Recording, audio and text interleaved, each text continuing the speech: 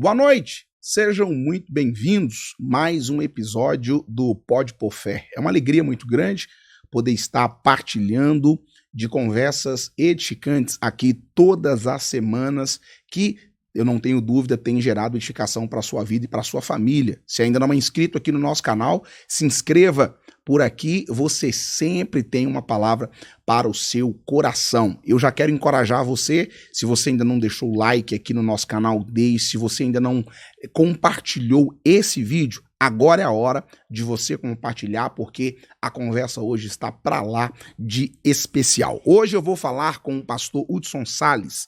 Hudson Salles, 48 anos, nascido em Medina, Minas Gerais, mora em Sete Lagoas há 47 anos, 24 anos de casado com Nívia Cristina, tem duas filhas, Caroline e Júlia. É formado em administração, processos gerenciais, tem MBA em Business Coach, pós-graduado em psicologia positiva, membro da Sociedade Brasileira de Coach, formado em liderança avançada. Ele também é psicanalista, está em curso ainda, mas é psicanalista, teólogo, empreendedor e pastor. A conversa hoje vai ser com ele, seja bem-vindo. Uma alegria recebê-lo aqui, pastor. Querido, prazer é meu. Primeiro, parabéns pela iniciativa. Eu acho que é um projeto muito bacana, né? Que dá a oportunidade da cidade também conhecer os líderes que existem e que mesmo que as pessoas queiram ou não, são os intercessores também deste lugar. Sem sombra de dúvida. Pastor, é pastor em qual igreja? Sou pastor hoje na igreja Amor e Vida, Ávida. É uma igreja nova, na realidade. Está em transição. Ela tinha o nome de Ibris, porque nós começamos com um projeto há 3 anos e meio atrás. Meu irmão é pastor lá no norte de Minas, em Janaúba, e na região lá. Ele tem algumas igrejas. E quando a gente conversou, ele falou assim, não, a gente já ia fazer um projeto, e ele falou, não, faça comigo. Eu falei, mas nós temos características e uma visão um pouco diferente. Ele falou, não, é a mesma. Qual é a sua? E quando eu disse, ele falou, vamos unir. E eu acho que esse afã de estar unido com alguém que a gente ama e do sangue, fez com que a gente fizesse esse trabalho, e a gente começou como Ibris, que é uma igreja que começou lá em Janaúba, na realidade, no município chamado Quem. Ele foi ali, na realidade, a trabalho e acabou estabelecendo um trabalho missionário espetacular e abençoador. Um lugar que a gente sempre teve essa ligação de ajuda, de assistência, e depois oficializamos aqui como Ibris, e depois, por necessidades relacionadas a estatuto, as questões da própria visão, foi necessário que a gente tivesse como organização aqui o nosso CNPJ e automaticamente a mudança de nome. Mas o projeto de assistência e de ajuda, a gente continua com o Norte de Minas. E aí por isso se tornou Igreja Amor e Vida, que abreviado, o A de amor e o vida se tornou um adjetivo que é ávida, insaciáveis por cumprir o ID do Senhor. Eu acho que essas duas palavras é para resumir muito o que é não só a missão, mas a visão que Deus me deu nesse cumprimento desse projeto, desse ministério. Muito bom. Pastor, e como é que foi que o senhor conheceu a Cristo? Veio de um lar cristão? Como é que foi? Então, quando criança, eu acredito que uns 6, 7 anos de idade, a minha irmã foi a primeira aí. E ela foi num contato pela Universal. E é interessante que a Universal estava iniciando aqui na cidade de Sete Lagoas e começou a apresentar esse evangelho para dentro de casa, né? E meus pais, então, começaram também aí e acolher os missionários e pastores que vinham de lá, porque não era como é hoje, com a estrutura que era. Era uma situação bem diferente. Então, a gente acolhia essa turma que vinha. E eu me lembro que eu fui crescendo ali e eu tinha que levar comida, às vezes, para esses pastores, esses missionários que, às vezes, tinham muito pouco recursos e que estavam ali com muito amor, ali dedicados e tudo. Então, esse foi o primeiro contato. Mas a minha experiência mesmo, eu tive... Então, depois eu andei aí errante, mas sempre ligado, compreendendo o evangelho, mas na minha vida, do meu jeito. Então, meu encontro com Deus, ele aconteceu de 19 para 20 anos, em 97, no início de 97, onde realmente eu tive um encontro com Cristo. E ele mudou a minha história. E aí não tem jeito mais de ser a mesma pessoa. Glória a Deus. E essa questão do chamado pastoral, como é que foi? Como é que se deu isso? Rapaz, interessante que o meu pai, uma vez, ele estava na igreja e estava sendo pregado sobre Abraão e sobre aquela fé de ter entregado o seu filho. E a igreja em silêncio, comovida com aquela pregação, e foi algo muito impactante. Quem teria coragem de entregar um filho? E acabou o culto, meu pai me pegou pela mão e pegou meu irmão, que coincidentemente estava aqui na época. Ele morou muito pouco aqui em Sete Lagoas. Ele saiu muito novo de casa, nós temos 9 anos de diferença. Ele saiu muito novo para estudar e de lá já foi trabalhar. E ele pegou eu e meu irmão e levou para eles e falou assim: aqui, eu vim entregar meus filhos. Eu acredito que naquele dia Deus disse amém. E por mais que eu tentei não ser, não foi uma busca, não foi um querer, mas foi um chamado. E foi acontecendo, né? Nós tivemos essa experiência na época. Eu era recém-casado, poucos anos de casado, 1 ano talvez ali ou menos. Eu sempre muito envolvido, eu sempre gostei muito de ajudar, né, as pessoas. Não era um alvo, era algo que eu fazia naturalmente. Eu sempre amei desenvolver pessoas e ajudá-las de alguma forma. E quando a gente começou um trabalho acompanhando pela Deus é Fiel na época, um trabalho numa garagem de uma casa lá no Montreal. Tinham designado alguns obreiros para lá, diáconos e presbíteros e tal. E a gente não era ninguém, mas o pastor falou, vai lá e dá uma assistência, né? Deus é Fiel do pastor Farias. Isso. Uhum. E a gente começou a dar essa assistência, essa ajuda, começamos a dar esse apoio, e quando a gente pensa que não, eles não iam, a gente tinha que se virar. Eles não iam, a gente tinha que tocar, cantar, tinha que pregar. E assim começou a acontecer, né? E quando foi inaugurar, aí eles disseram, olha, você vai ficar aí 3 meses, porque eu fiquei no tempo da garagem, por 3 meses até a gente ver quem a gente vai mandar para lá. E aí... É sempre assim, né? Sempre assim. Deus foi honrando, pessoas chegando, sendo batizadas, transformadas, 1 mês, 2, 3, 6 meses... E aí não teve jeito, Deus foi confirmando isso, a gente tentando fugir, o pessoal falava, ô pastor, não me chama de pastor, eu só tô lá ajudando. Mas aprove a Deus fazer isso, e a gente está aí tentando, na realidade, honrar o nome de Cristo, e é uma palavra que pesa muito quando a gente fala Sim. pastor, né? Mas até pouco tempo a gente ficava ainda, meu Deus, eu amo fazer isso, mas por que colocar esse nome? Não precisa. Mas a verdade é que isso faz parte do chamado, e eu sou apaixonado com aquilo que Cristo me confiou e tenho feito isso com muito prazer. Glória a Deus. Então sua trajetória pastoral iniciou na Deus é Fiel. Sim. Faz um panorama pra gente, de lá até aqui na Ávida. Então, 5 anos lá, isso, um pouco mais de 5 anos. Aí eu estava indo para Janaúba para ajudar meu irmão, e que ele me solicitou, então eu falei com meus pastores, você acha que eu devo ir? E aí eles falaram, sim, eu estava numa transição, tomando conta de uma igreja e já abrindo uma outra igreja para eles mesmos, num outro bairro. Então aquela vida corrida, né? Trabalhando, eu era gerente na época de uma indústria, e nessas 2 igrejas, nessas 2 frentes, criança pequena e tal. Então a gente estava nessa loucura toda. Então aconteceu esse convite.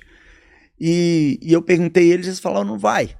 Só que até nessa organização de ter um gerente para me substituir, aquela coisa toda, eles já colocaram outros no meu lugar, né? Automaticamente, era normal do processo. E nesse meio tempo, o meu irmão falou, não precisa vir mais. Eu falei, meu Deus, e agora? Estou desempregado, sem igreja. E aí eu tive o privilégio de receber na minha casa o pastor Alcides, até com a irmã Dininha na época, que me convidaram para fazer parte da Igreja Batista Central. E por lá eu servi quase 14 anos. Me converti lá, na realidade, quando eu tive essa experiência em 97, 19 para 20 anos. E depois saí, aí fui pastor na Deus é Fiel e voltei para a Central como pastor. Então, fiquei lá por quase 14 anos. E nesse período foi um lugar, uma grande escola, um lugar que eu tenho muita gratidão, né? E quando eu saí de lá, não era nem a ideia de sair, a gente teve muita coisa, trabalho, empresa e tantas coisas, e tinha uma questão minha relacionada ao trabalho da igreja também junto à questão política, e eu pedi o pastor Alcides, falei, olha, se eu puder me deixar em stand-by aí, e acabou que aconteceu que a gente saiu em 2020, eu avisei ele em setembro de 2020, acabou que ele ainda me pediu para ficar ainda por uns 2 meses para poder ajustar uma outra pessoa, e eu saí. Mas sabe quando você sai e pensa, pastorear, nunca mais. E a gente passou por esse período. Um dia eu tive uma experiência muito interessante, só fazendo esse panorama rápido aqui. Uhum. Eu estava recebendo aqui um amigo que é pastor de uma igreja considerável, até no Rio de Janeiro, só que ele estava vindo pela empresa dele, e ele muito encantado, falando do trabalho da empresa e já falando até de jubilar da empresa, da igreja, para dedicar só à empresa.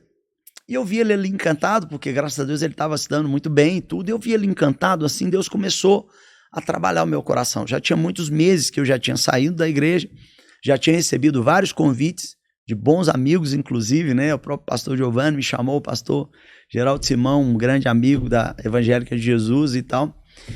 Mas, assim, aquela coisa de eu não querer mesmo, né? E Deus começou a me despertar, a olhar para as minhas filhas e elas dizerem, pai, eu sinto falta do seu pastoreio. E começou a arder de novo aquilo dentro de mim. E eu tive essa experiência com esse camarada, eu falei, cara, novo, pensando, e eu pensei, gente, e eu eu estava com 5 empresas e trabalhando em várias frentes e entendendo que a minha solução era ganhar dinheiro para poder ajudar o norte de Minas, ajudar os missionários, ajudar a igreja, porque o coração era todo voltado para isso, mas pastor, não, né? Era meio que isso. Então Deus começa a me despertar nisso. Nesse período foi assim um tratamento também que eu precisava. Foram meses que eu fiquei, tive, como eu disse, convites, mas eu não queria realmente. Eu não reunia ninguém em casa, eu não tinha uma célula em casa, era eu, minhas filhas e minha esposa. E então Deus começou a despertar isso. E eu me lembro que eu fui estava ainda naquela questão da pandemia, e eu fui para o YouTube com o pastor Geraldo para falar sobre ministério para os obreiros dele. Ele me pediu para que eu fosse falar sobre liderança e obreiros. Só que todas as perguntas que eles me faziam relacionadas ao ministério, eu falei, meu Deus, não faz isso comigo. Não era para que eu desse a eles algum tipo de ensinamento. Era Deus já me chamando de volta. Deus respeitou uns meses que talvez eu precisava e depois começou a me despertar. E eu vi esse pastor ali, encantado com aquilo, eu falei, gente, dinheiro é um Deus. Eu tenho que tomar cuidado com isso. Deus já tinha me dito que ele não precisava do meu dinheiro. E eu falei, Deus, eu não quero isso para minha vida. Naquele dia, parece que virou algo dentro de mim. Aquele dia foi decisivo. Eu me lembro que eu fiz essa oração. Eu falei, Deus, eu não quero isso para minha vida. Eu não vou correr mais. De todo o coração, meu Deus, eu não vou correr mais. Seja feita a sua vontade. Só que eu não imaginava que era a igreja. Ainda não imaginava. Passou alguns meses, aí eu cheguei na minha família, falei, e a minha esposa falou, tô com você, vamos junto. E a gente falou, então vamos fazer uma célula aqui em casa, vamos fazer um pequeno grupo aqui, chamar minha mãe, meu pai, vamos reunir. E a minha mais nova falou assim, pai, o senhor não acha que ainda é perigoso? Meus avós são de idade e o senhor trazer pessoas para cá é uma responsabilidade grande, porque a Covid ainda não terminou. Já estava podendo ir às igrejas de máscara com afastamento. Sim. Estava já naquele período. Aí a minha mais nova me despertou para isso. Eu falei, você está certo, eu vou esperar um pouco. Então a ideia já era de começar. Aí veio meu irmão. E aí ele falou assim, olha, se você vai abrir igreja com alguém, tem que abrir comigo. Porque eu te conheço, você me conhece. Eu falei assim, sim, cara. Eu sempre vou querer, de alguma forma, ajudar também o Norte de Minas. Mas eu acho que nós dois somos diferentes. Temos características muito diferentes. Ele falou, não é não. E aí aconteceu que eu falei assim, aí ele falou, qual é a sua visão? E aí eu descrevi, porque nesse meio tempo, Deus começou a me mostrar a igreja. E começou a ver, e eu me lembro que eu entrei em igrejas e eu comecei a voltar nessas igrejas que não me conheciam. Ninguém chegava perto de mim. Ninguém percebia que tinha uma família chegando, um visitante. Ninguém tocava. E eu comecei a ver que para mim era o ideal, porque eu não queria ser visto, mas uma deficiência de para que a igreja está aberta, se não for para perceber a vida e a alma das pessoas. Então Deus começa a me despertar para a visão que ele estava me entregando. Então ele começa a mostrar que o amor tinha esfriado e as pessoas não se importavam. Se a gente criar uma narrativa para entender o percurso da igreja, a gente vai lembrar de uma igreja que antigamente, quando chegou, era só, né, assim, eu acho que talvez você é muito novo, talvez você não lembre, mas a igreja era só em lugares periferia, em lugares pobres, simples, e as pessoas que iam muito simples, então era como se fosse assim, uma coisa desprezível. E a igreja ela foi sofrendo as suas transformações. Quando você pega aí ser rico, ser próspero, tudo parece que era pecado e era errado, e depois foi para o outro extremo. Chega as outras igrejas que começam a levar as pessoas para o outro extremo. E aí as pessoas já começam a falar, não, então pode prosperar? Não, então pode isso? Ah, beleza. Mas também esqueceram do amor. Esqueceram de se importar uns com os outros. Aí era a busca do eu. Pai nosso se torna o pai meu. E era difícil ouvir o testemunho de alguém e olhar e falar assim, mas e a minha vida? Então se Deus não te der, porque Deus é obrigado. Então a gente veio nessa era também de que foi para aquele outro extremo. Então Deus foi me mostrando, eu tenho muita facilidade de começar a analisar todo o percurso e perceber que Deus estava começando a brotar no meu coração a ideia do se importar, do resgatar, o amor pelo próximo, o interesse pelo próximo, chegar na mesa para ser atendido por um garçom e perguntar o nome dele e tratar ele pelo nome. E eu falo muito isso com a igreja, perceber as pessoas. A alma ganha aqui ou na Europa tem o mesmo valor. Ganha na África ou nos Estados Unidos tem o mesmo valor. Não importa qual bairro ou qual lugar, vidas diante de Deus têm o mesmo valor. E como a gente trata as vidas. Então, Deus me desperta para isso. Aí eu começo a entender que eu conseguiria fazer isso através de pequenos grupos. De que a igreja precisava ser ensinada a ser igreja fora da igreja. Começa a me dar as ideias e eu entender como eu iria fazer isso. E aí nasce a igreja, a gente vem primeiro como híbridos e depois, hoje, por questões de estatuto, porque realmente era aquilo que eu já tinha dito, a visão era diferente, as características, somos parte do mesmo corpo, mas as funções são diferentes, mas o governo é o cabeça que é o mesmo, que é Cristo. Então, a gente começou a entender isso também. A gente, aí por questões também estatutárias, da organização de um modo geral, para facilitar também o trabalho daquilo que era a direção real que Deus tinha me dado e me cobrou isso. Então a gente chegou nisso, a gente continua sendo parceiro, abençoando também a igreja de Janaúba, muito bom. Mas hoje aqui como Ávida, a Muito igreja bom. Amor e Vida. Essa trajetória, não, foi ótimo. Essa trajetória dá o quê? 20 e poucos anos? De lá até aqui? 22 anos. 22 anos. A sociedade, ela alterou. Muito. Alterou muito. O senhor fez na sua fala, nesse panorama, uma visão que o senhor teve muito sensacional. As pessoas hoje não são percebidas mais, inclusive em igrejas. Em grandes igrejas, então, é muito nítido isso. Você entra e sai, ninguém te vê, ninguém te percebe. Exatamente. Infelizmente, alcançou os templos, até de menores estaturas, tá assim. Como que a liderança hoje precisa olhar para esse aspecto? Pastor Lucas, vou te falar o que eu tenho feito. A igreja, ela sabe o que ela quer e como ela vai fazer. Mas é uma igreja que está em formação. 3 anos e meio apenas, e agora como Ávida, 1 mês. Uhum. Então, ela está em formação. Então, ela ainda não tem toda essa característica. Mas sabe uma das coisas que eu tenho mais colocado no coração das pessoas da igreja, da minha liderança, é exatamente esse perceber. Uma das coisas que eu faço, eu preparo um café, mando fazer um bolo. Todo culto, a pessoa chega lá no domingo. No final do culto, eu vou saber quem é o visitante. A igreja não vai só cumprimentar. Eu falo, não quero tomar o seu tempo. Eu só quero te agradecer pessoalmente, através da minha equipe, por você ter vindo. Quem está nos visitando. E eles vão para uma salinha e ali a gente tem o contato olho no olho, que é uma das formas para as pessoas saberem que elas são percebidas. Agora, no mais, construir essa identidade para uma cultura onde, quando alguém erra, parece que não pode ser perdoado nunca mais, é muito difícil. Mas nós estamos tentando trabalhar na mentalidade das pessoas esse interesse do olhar de Cristo, do perceber. Porque se você for olhar, para analisar o auge do evangelho, primeiro, vamos pensar em Cristo.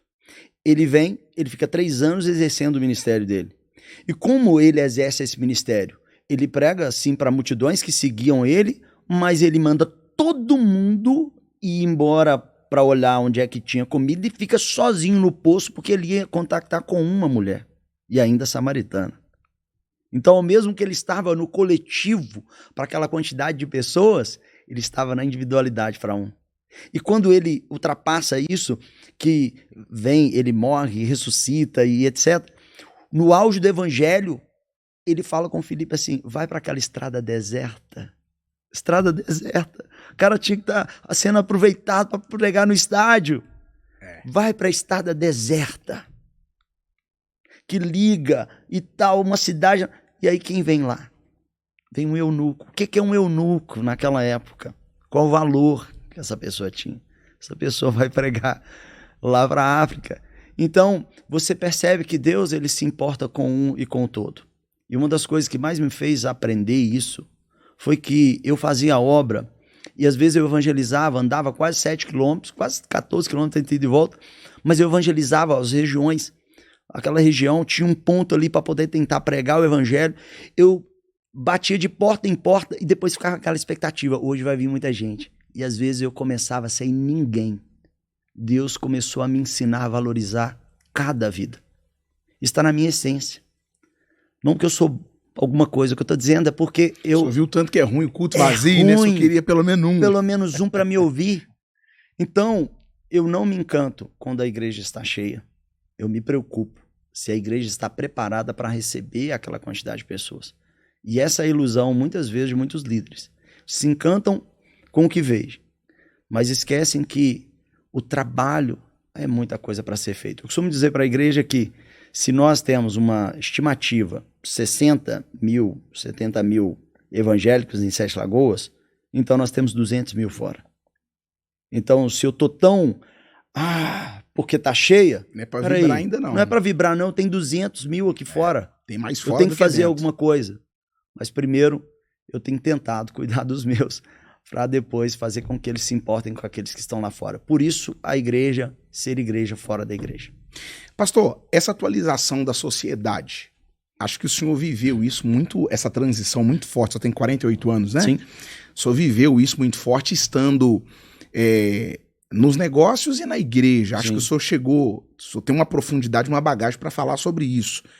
Como é que é liderar lá no início e liderar agora? Quais que são os desafios do agora? Meu Deus. O que acontece? Nós temos que ligar o botão da percepção de que as gerações, a gente vai pegando aí as gerações. A gente vai, a Baby Boomer, que característica que era? E por que era? Nós temos a geração X. Nós temos a geração Y. Nós temos a geração Alpha. E agora vem uma outra geração pós-pandemia. Por quê? Que muda, de acordo com os acontecimentos e a cultura, também a forma das pessoas enxergarem. Se eu não estiver atento para compreender isso, eu vou ter a mesma forma de abordagem. A gente não pode abandonar princípios da palavra, mas o modo de alcançar, de ensinar. Antigamente, quando a gente falava de uma pessoa tatuada, a pessoa já falava assim, se for para um emprego, ela já vai ser desclassificada, porque ela tem uma tatuagem. Era um horror pensar nisso. Então imagina as gerações.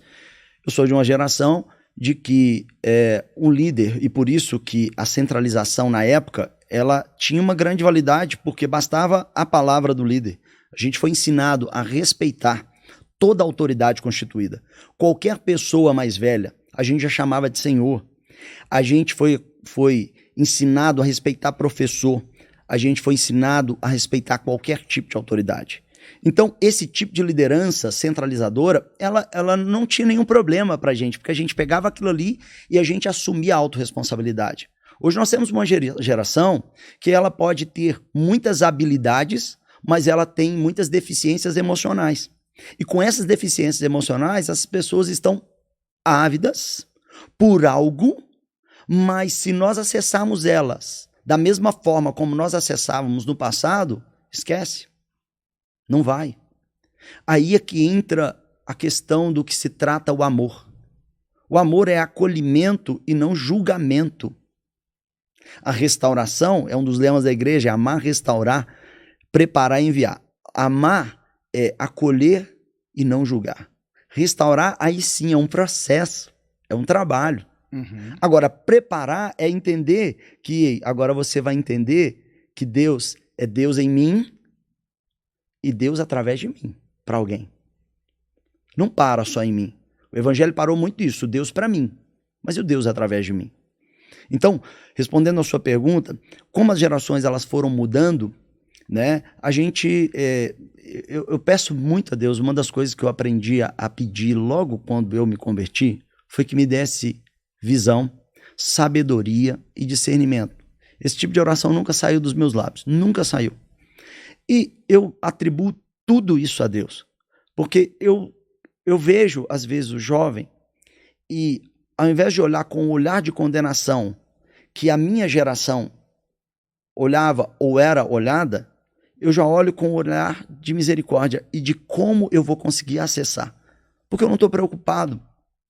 Em primeiro lugar, se ele já fez o que ele... Não interessa. Essa é uma alma que precisa ser acessada.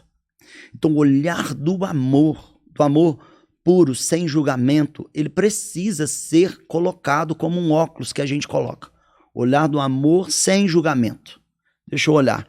Aí você começa a olhar um pouco mais com as lentes de Cristo. E aí você vai vendo como que Cristo pôde olhar para Zaqueu em cima da árvore e falar, eu vou para sua casa. E um tanto de gente, eu quero ser popular, eu quero ser aceito, então eu não posso fazer isso. Não, Cristo não olhou isso. Então, às vezes, você vai ter que enfrentar por uma ovelha algumas críticas, mas para tentar salvar aquela vida. E eu estou disposto a isso, sabe? A tentar olhar, às vezes, para uma pessoa, às vezes os outros não vão saber os bastidores do que estão acontecendo, eu não vou expor aquela pessoa, mas enquanto aquela pessoa estiver dando sinais de que quer, eu vou tentar estender a mão para ajudar. Então eu acho que se trata muito mais da gente olhar para as gerações, não com um olhar engessado, mas com o olhar atual de Cristo, porque senão nós não seríamos alcançados. Porque na nossa época, as outras gerações já diziam, na minha época, não era assim? Sempre assim. Sempre assim. E hoje a gente fala, na minha época, é a mesma coisa. Então, foi isso que Deus me fez perceber e entender para que eu pudesse ter um olhar para as pessoas dessa forma. O senhor usou uma expressão bastante interessante, que ela é muito utilizada e às vezes até mal interpretada. Não podemos quebrar princípios, mas o método para acessar precisa ser atualizado. Exemplifica isso. Então, vamos lá. Quando você pega os princípios da palavra, antigamente a gente pegava as pessoas, expunha o pecado delas e elas eram expostas para todo mundo e ali era uma atitude, entre aspas, de misericórdia para poder tentar recuperar. Eu não sei até que ponto isso trouxe benefícios, mas eu vi muita gente que se perdeu nesse processo, porque é muito difícil. O olhar julgador, ele é terrível, né? E uma das coisas que eu mais aprendi na minha vida nesse período, não só a questão profissional, seja nas empresas, é porque eu já fui muito surpreendido. E aí o que eu pedi a Cristo para me dar? Eu quero olhar e quero enxergar o coração dessas pessoas, e não só a imagem, o estereótipo. Então uma das coisas que acontecem dentro da pergunta que você me fez é que como que eu vou acessar essa pessoa? Às vezes eu vou ter que quebrar o meu orgulho, eu vou ter que pedir perdão. Porque a forma de eu chegar nessa pessoa para ela me ouvir, eu vou ter que me humilhar. Eu não me importo se eu conseguir chegar nela para que Cristo venha nascer no coração dela. Por que eu estou dizendo isso? Porque antigamente a gente falava, é como o pai da gente dizia, bastava um olhar, falava, ponto final, não tem questionamento. A geração de hoje toda questiona. Ela quer saber o que, o porquê, para onde, ela quer saber as razões, ela quer saber tudo. Na nossa época, eu não questionava. Eu perguntava uma vez, falava assim, porque eu tô mandando, acabou. E aí? Era só obedecer. Então, quando a gente fala dos princípios, os princípios de amor, mas também de você chegar a quantas pessoas da minha igreja que eu peguei, eu, às vezes, afastei da atividade, tratei, cuidei e ninguém sabe. Então, eu usei um método diferente de recuperar essas pessoas sem danificar a imagem delas. De situações que elas precisavam, porque uma das coisas que precisa mais hoje ficar em evidência é de que a tentativa é de recuperação, é de ajuda, é de ajudar a passar junto esse vale. Vamos lá, vamos passar, mas não pode ficar como está. Então eu aponto do mesmo jeito, eu trato de forma diferente, mas qual é o resultado? É recuperado.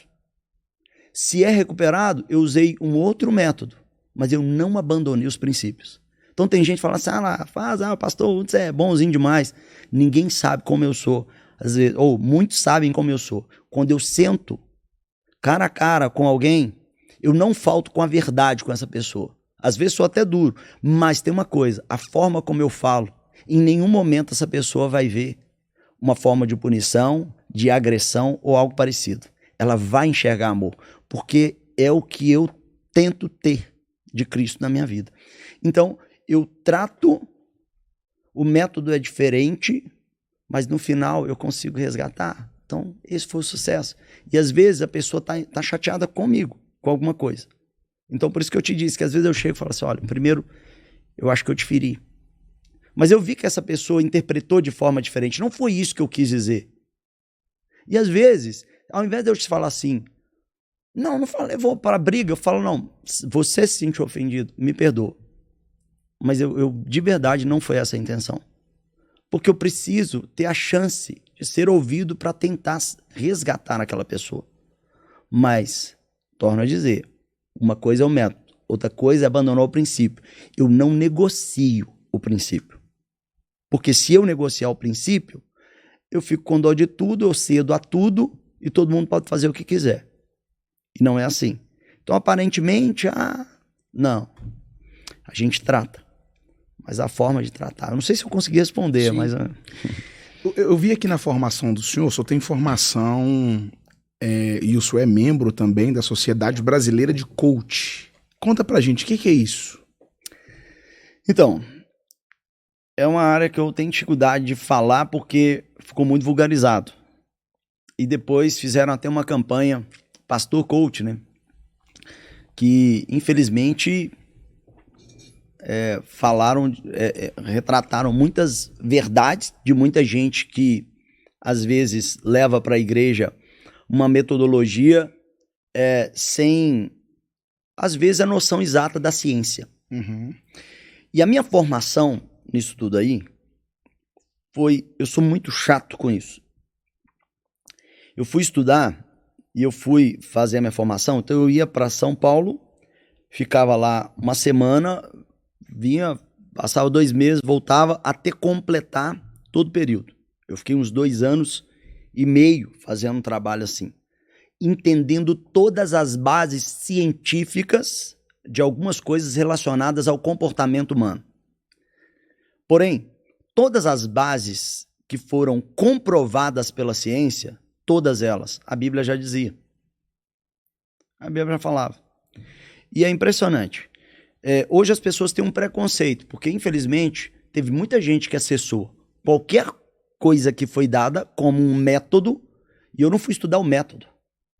É diferente. Eu fui estudar a ciência por trás disso.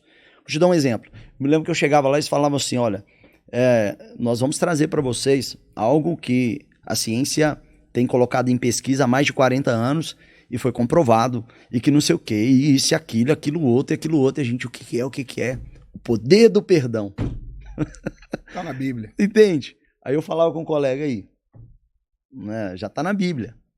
Então, te dando um exemplo de que os ensinamentos lá, eles são a forma de você olhar a Bíblia, quando você começa a entender a psicologia, seja através da psicanálise ou o que for. Existem muitas coisas místicas nessa questão aí que eu isolo, mas a gente tem que reter o que é bom. E quando a gente olha para tudo isso, a gente observa que é impressionante como que isso já era bíblico. O problema é que as pessoas começaram a carregar, e esse é um grande e grave problema, no título, como se estivesse adquirido um grande poder. E ensinando princípios como se fossem mágicas.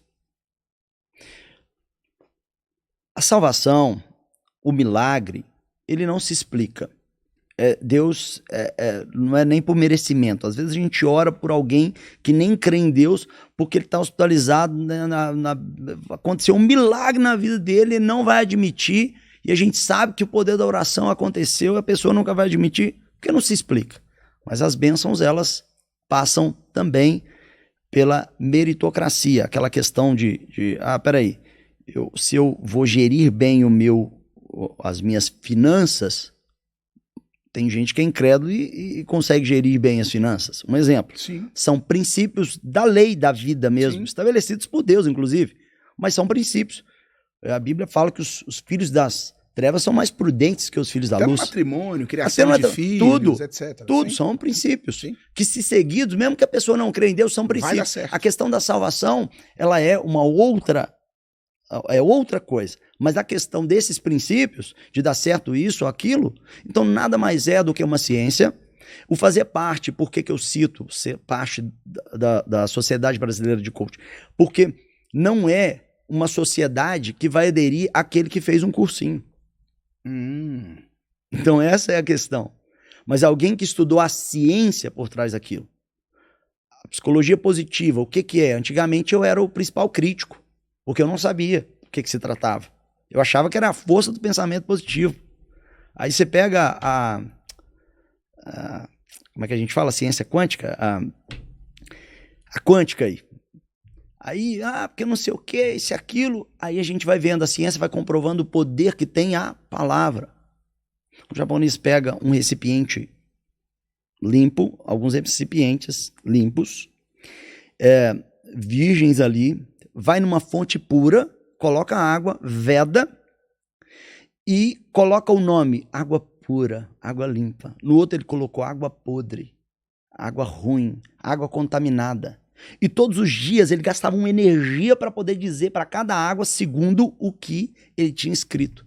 E cada água se tornou aquilo que ele disse. Então a quântica, ela explica que entre eu e você não existe um nada. É como se fosse uma massa e tudo que nós vamos falando, aquilo vai tomando forma. Poxa, mas a Bíblia já não fala que há poder na nossa palavra? O problema é que as pessoas levaram para o púlpito como algo mágico, como um mito. Gerou até o termo teologia coach, né? Teologia coach. E, infelizmente, vulgarizaram isso, ensinaram muita coisa errada também, entende? Não é simplesmente a força do pensamento, a força só do que você fala, mas não sei o quê. Meu amigo, a Bíblia é um livro de confronto de caráter. Por isso que ela manda a gente negar nós mesmos. Então, se ela confronta o caráter, só tem uma chance de eu evoluir. É quando eu olho para mim e vejo que o que eu faço, o que eu tenho, não presta muito. E a gente precisa de entender o que a palavra diz. Agora, esses estudos e fazer parte disso me fez entender muitas coisas que eu entendia na Bíblia com, às vezes, um outro olhar, certo? Um exemplo disso é a gente compreender que toda a ciência que comprova a questão não bíblica, eu já falei o contrário, né? A ciência está tentando provar aquilo que a Bíblia já tinha dado como ponto final.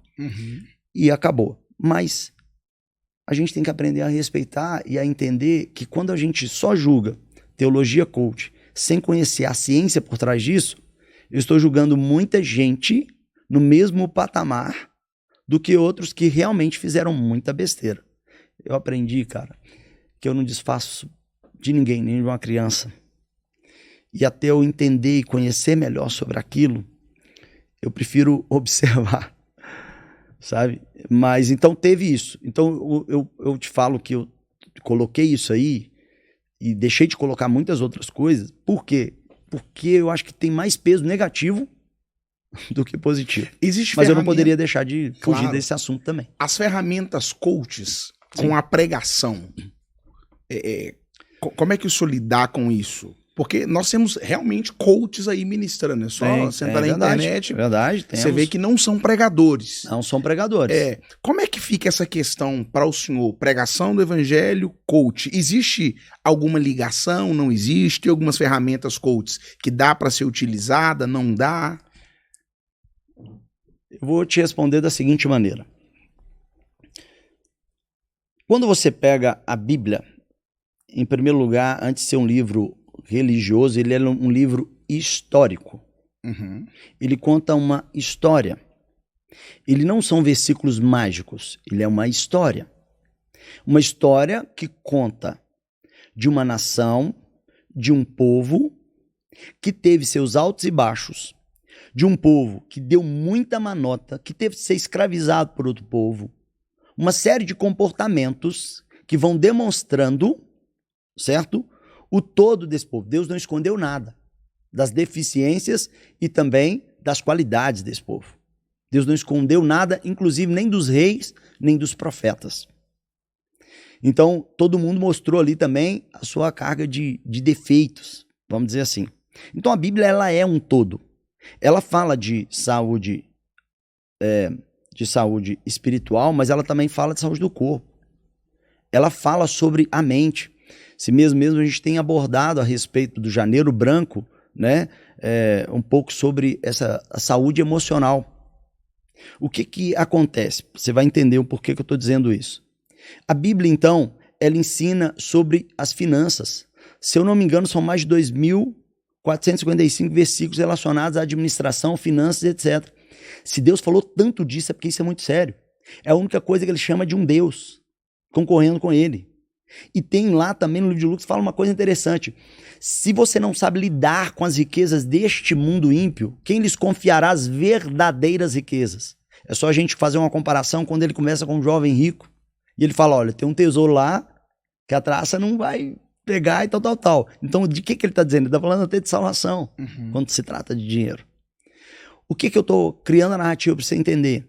É que a Bíblia, ela é um todo. Ela trata de todas as áreas. Da forma como ser filho, como ser patrão, como ser funcionário, tudo, ok? A Bíblia trata isso. O grande problema do coach é querer fazer isso no púlpito. Porque talvez, se você cria um programa com a igreja, olha gente, eu vou fazer um ensinamento sobre finanças. E eu vou explicar à luz da Bíblia sobre isso e dar algumas ferramentas, porque ferramentas, a psicologia usa ferramentas, a psicanálise usa ferramentas, médicos usam ferramentas, muitas pessoas usam ferramentas, porque ferramentas elas são boas para poder acessar algumas coisas que ali na atividade, inclusive quando você vai fazer um teste, você está usando, querendo ou não, uma ferramenta. Você está usando ali um questionário onde vai dar um resultado, certo? Esses dias, assim, eu entrei num negócio e estava lá para poder medição do QI. Aí, curiosidade, eu entrei. Cara, mas que coisa louca aquele negócio. Mas deu um resultado, ok? Eu ainda fiquei desconfiado. Falei, como eu não tinha esse parâmetro, né? Eu falei, tá bom. não devo ser tão bom, não, mas é uma dificuldade. O que eu digo com isso? Quando você, então, vê as pessoas levando para o púlpito, parece que elas estão dando uma noção de solução para a vida das pessoas. Se você simplesmente fala assim, olha gente, eu vou ensinar sobre isso, aqui no privado, no particular, nós vamos ter uma sala, nós vamos falar sobre as finanças à luz da Bíblia e nós vamos aplicar algumas ferramentas que podem te ajudar a entender o seu perfil para entender como você reage e age em cima dessa situação. Porque tem pessoas que têm crenças terríveis que faz ela lidar muito mal com o dinheiro. Isso é fato. Então, existem ferramentas que podem medir isso, que podem ajudar a pessoa a chegar no lugar. Agora, quando eu levo para o púlpito, aí eu posso estar correndo um sério risco. Uhum. Você vai ver que eu vou pregar de várias coisas, porque eu entendo que a Bíblia trata de todas elas. Mas a metodologia do coach, eu não aplico, eu não faço.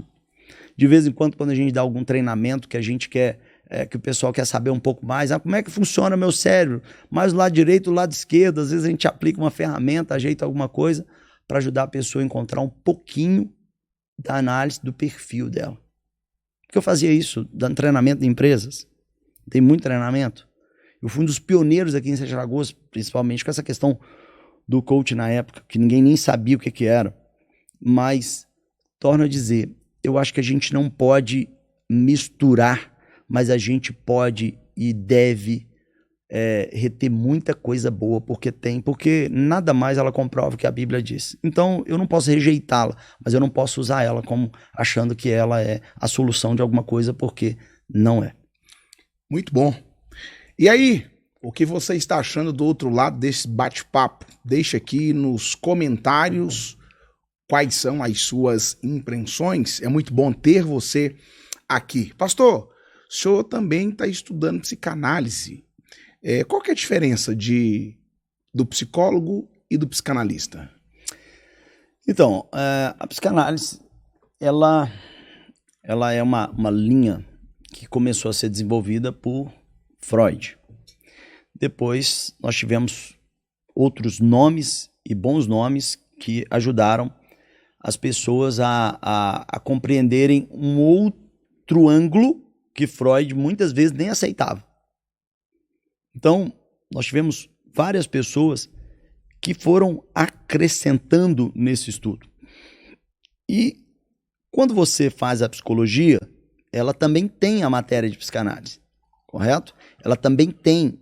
Só que quando você só faz a psicanálise, você estuda de forma muito profunda várias, inclusive, se você for olhar na Europa, principalmente, aqui até nos países sul-americanos, Argentina e tudo, é tido como uma profissão respeitada como se fosse um médico. Não é aqui como no Brasil, que existe realmente um tabu e também muitas coisas para serem quebradas relacionadas a isso, porque entende-se que está concorrendo ou tirando um pouco do poder ali da psicologia. E muito pelo contrário, a psicologia ela tem uma série de ferramentas, até, eu não vou dizer melhores ou piores, não ia falar melhores aqui, mas é muito difícil a gente, porque não se trata nem de todo o conhecimento, mas primeiro do profissional que entende e sabe aplicar. Porque uma das coisas que a gente tem que aprender a entender é que é igual a matéria que eu dava na teologia. Uma das matérias que eu dava era exegese e hermenêutica. Então são métodos de interpretação, e aí quando você pega, por exemplo, o direito, ele também tem a hermenêutica, porque é para poder aplicar na lei tudo que é mais difícil, símbolo, isso e aquilo, para você tentar entender o que. Você analisa a cultura, o porquê, a época, para quem, e etc. Uma série de perguntas que você faz para você se anular na hora do tratamento, no caso aí já trazendo para a psicanálise ou para a psicologia, e não interferir, mas a pessoa ser tratada de acordo com ela. Então, você tem que fazer a sua análise e não colocar coisas de você lá. Uhum. Então, é muito isso. E a diferença disso é que a psicanálise e a psicologia ela tem algumas opções. Uma das mais usadas, tá? Hoje até que eles estão mudando muito mais os métodos. Mas, por exemplo, você traz um problema para mim, certo? E eu vou te ajudar a resolver esse problema. Só que na psicologia também tem pessoas que têm... porque tem a sistêmica, tem vários tipos. E essa pessoa vai fazer um trabalho mais investigativo.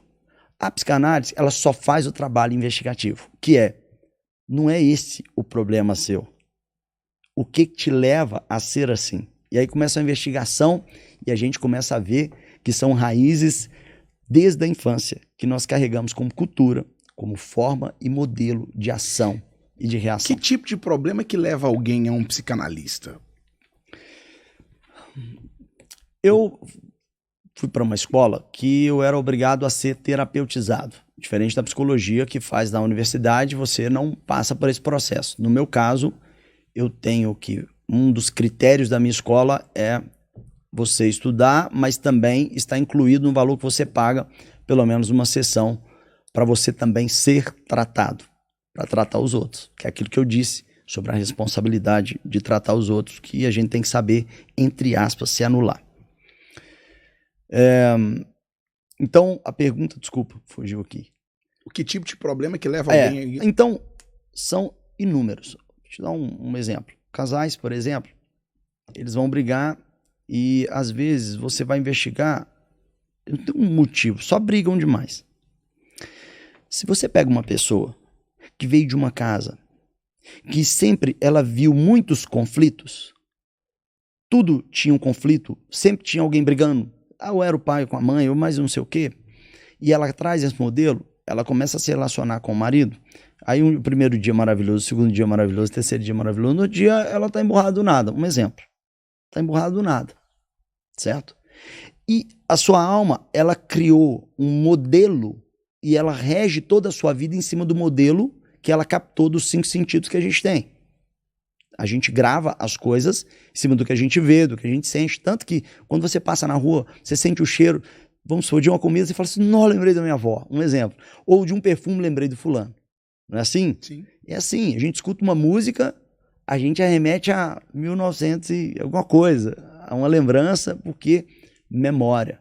Se alguém vai, por exemplo, você está no velório lá, aí a pessoa perdeu alguém, aí a pessoa o dia inteiro recebe lá o tato ali nas costas, meus sentimentos, meus sentimentos, meus sentimentos, meus sentimentos. Aquilo grava. A gente grava através de repetição ou de um trauma, certo?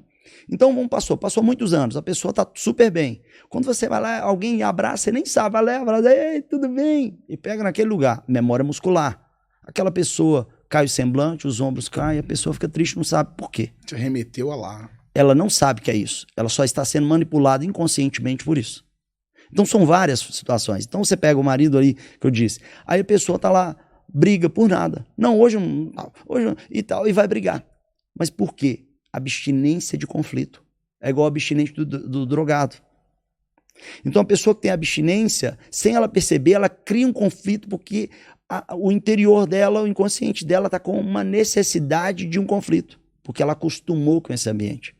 Então, várias situações trazem uma pessoa a isso. Antigamente a gente falava que se procurasse psiquiatra, psicólogo e psicanalista, porque era doido. Mas não. Eu te digo que a maioria da população, diante de todas as emoções que a gente vive hoje, a gente não sabe muitas vezes lidar com nossas emoções.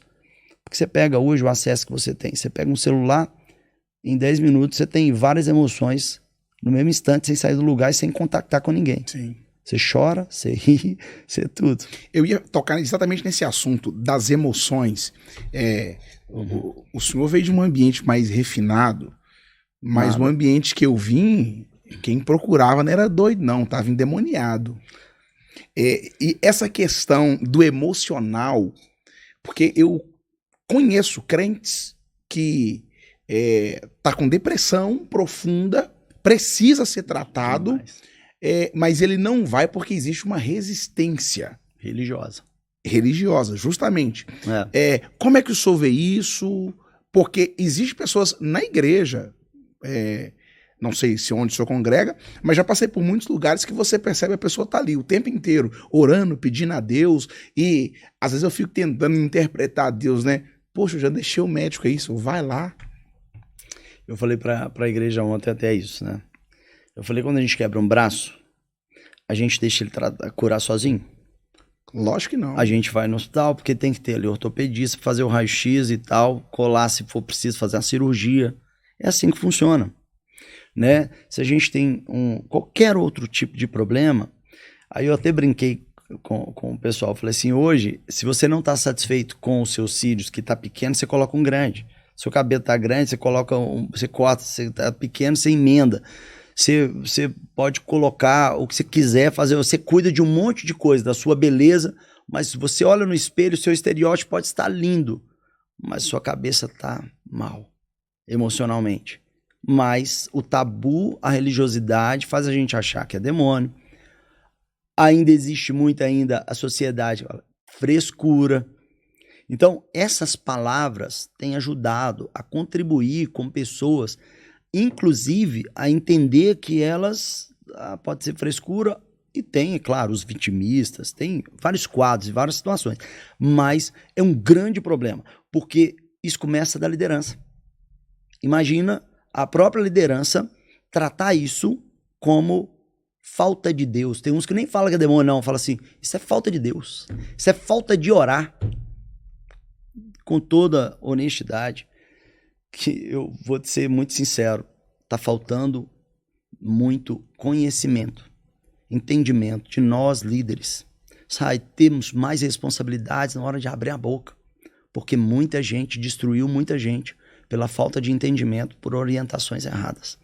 Então, imagina, demônio, falta de Deus, frescura, todas essas narrativas, eu acredito que o diabo aí sim aproveita. Pode aproveitar delas, mas muitas das vezes nós temos que tratar como se fosse uma luxação, que a gente toma um Dorflex, como um braço quebrado que eu tenho que ir no médico para engessar ou para fazer a cirurgia. A mente é a mesma coisa, ela precisa de cuidados.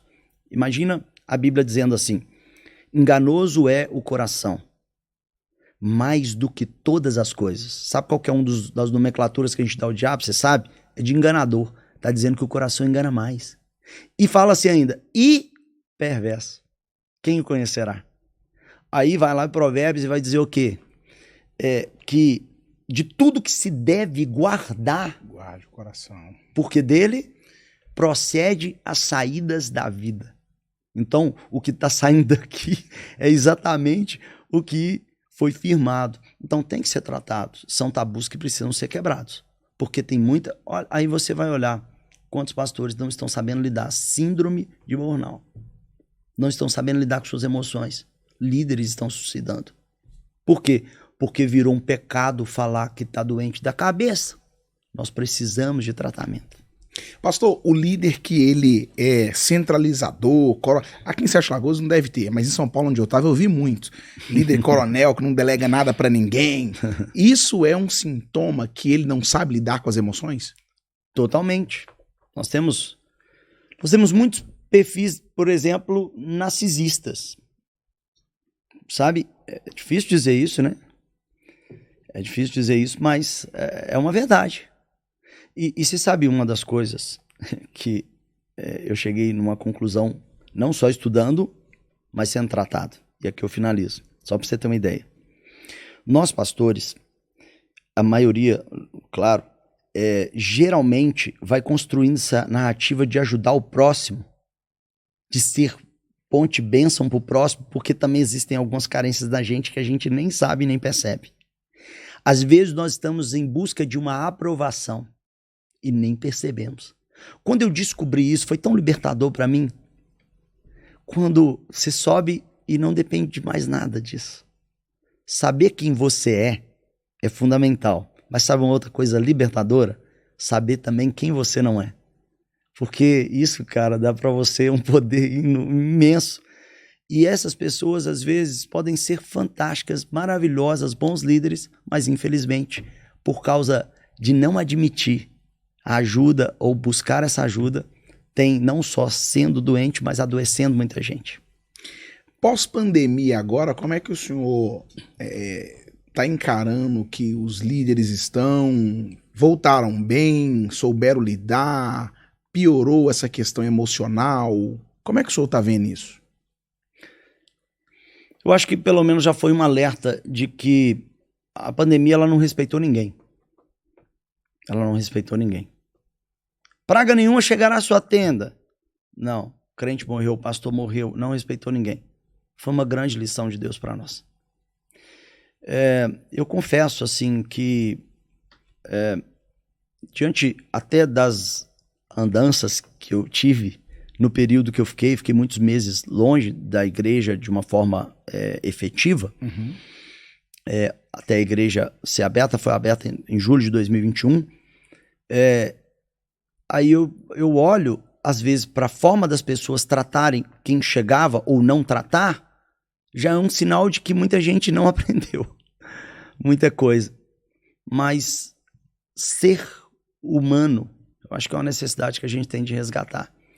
De entender que a gente não é super-herói, de que a gente precisa de ajuda e de que a gente tem que perceber o outro, a gente tem que respeitar o outro, estender a mão. Agora tem o outro perfil que se doa demais. Aí, mas eu estou cumprindo o amar ao próximo.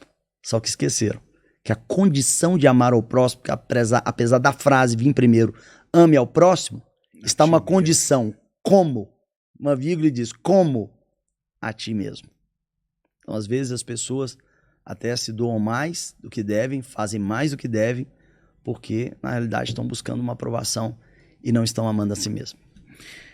Pastor, dando uma passadinha nas redes sociais, eu vi que o senhor faz parte de um grupo Legendários. Sim. O que é isso? Legendários, maravilha. O que é o Legendários?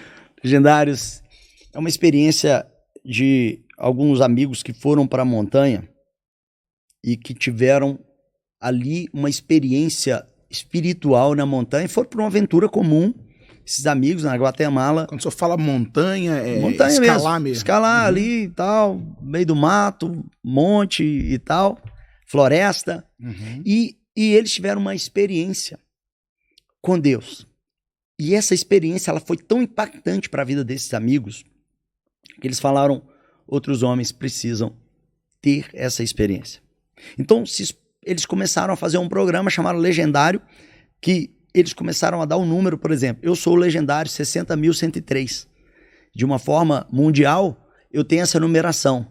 E qual que é a busca na montanha? Por uma experiência com o Legendário número 1, que é Jesus Cristo.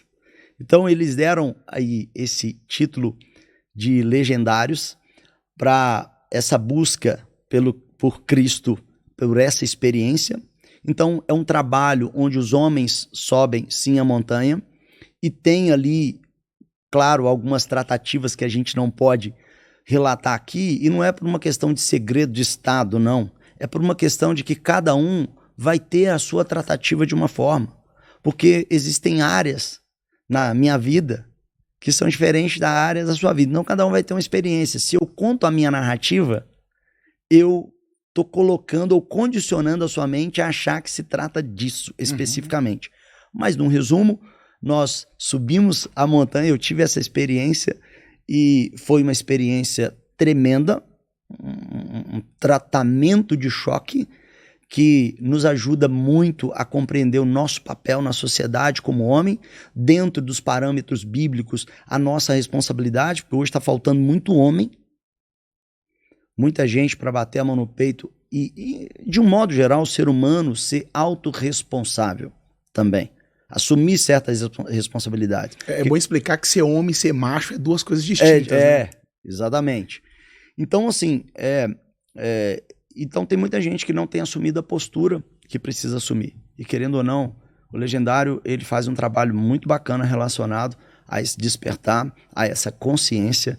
E é uma experiência que eu, sinceramente, eu indico para todos os homens e as mulheres incentivarem seus maridos aí a terem essa experiência na montanha também. Que legal, muito bom. Eu já tinha ouvido falar, né? Mas nunca tive alguém de perto assim que faz parte, tá envolvido. Eu falei, vou perguntar para ele lá o que é esse negócio de Legendário.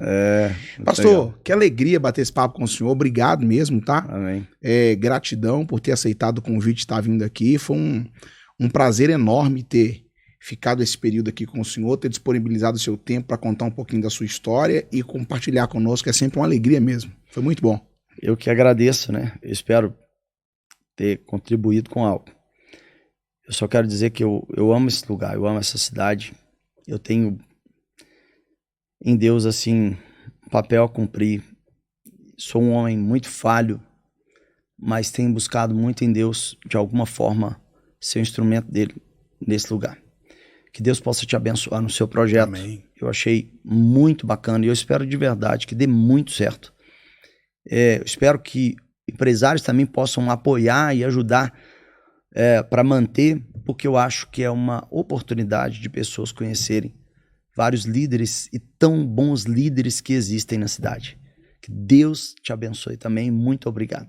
Amém. Quem quiser encontrar o senhor nas redes sociais, congregar um dia com o senhor, como é que faz? Então, eu tenho minhas redes sociais, eu sou quase que inativo, por incrível que pareça, sabe? É muito através da igreja mesmo. Ávida, Amor e Vida, e eu tô lá. Eu tenho realmente essa dificuldade, a gente fez alguns projetos de carreira e tal, como coach na época, ajudamos o hospital a arrecadar alimento, dando palestra lá no auditório da Unifem, arrecadando leite para a gente falar sobre carreira, essas novas carreiras, indústria 4.0, etc e tal, para os adolescentes e jovens que estavam saindo do colegial.